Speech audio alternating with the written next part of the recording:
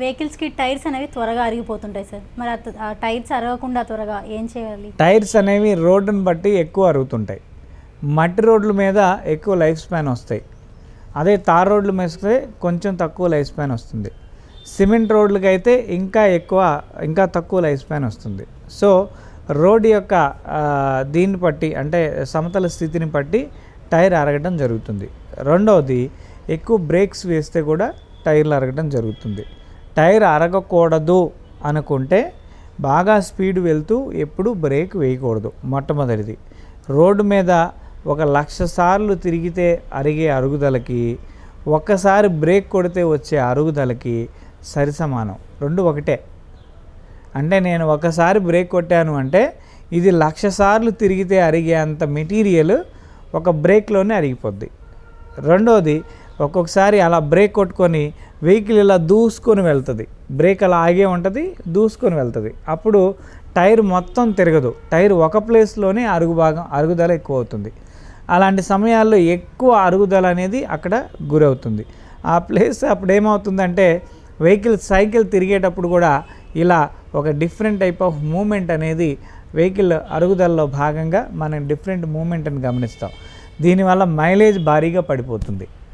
అంటే తెలియక చేసిన ఒక చిన్న తప్పుకి ఇంజిన్ మీద లోడ్ ఎక్కువ పడుతుంది. టైర్ అనే ఒక పార్ట్ సగానికి సగం అరిగిపోతుంది. దాంతోపాటు ఇంజిన్ కండిషన్ అనేది రోజు రోజుకి తగ్గిపోయేదానికి కూడా ఇదే దోహదపడుతుంది. దానికి చిన్న ఎగ్జాంపుల్ కూడా మనం ఒక చెప్పుకి కొంచెం హైట్ ఎత్తేసుకున్నాం, ఇంకో చెప్పునేమో తక్కువ ఎత్తు చెప్పు వాడాం. బ్యాలెన్స్డ్గా నడవగలుగుతామా? నడవలేం.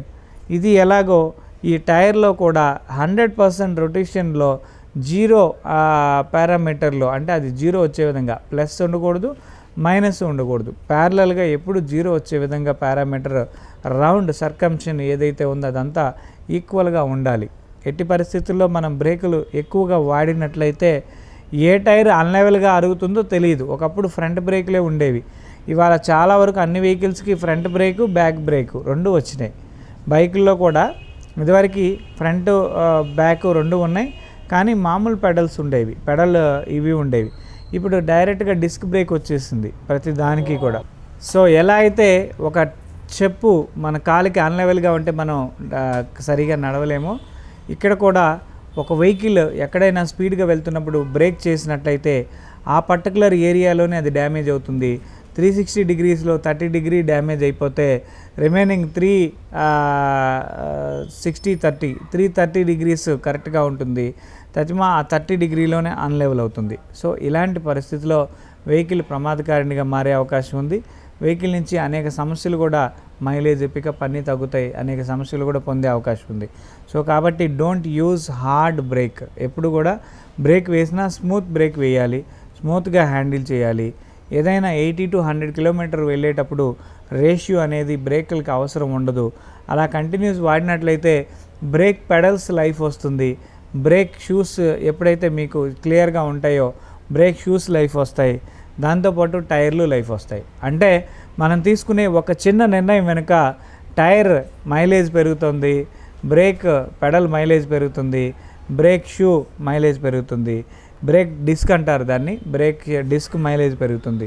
ఇన్ని రకాల మెటీరియల్స్ కూడా ఎక్కువ లైఫ్ స్పాన్ అనేది ఖచ్చితంగా వస్తుంది.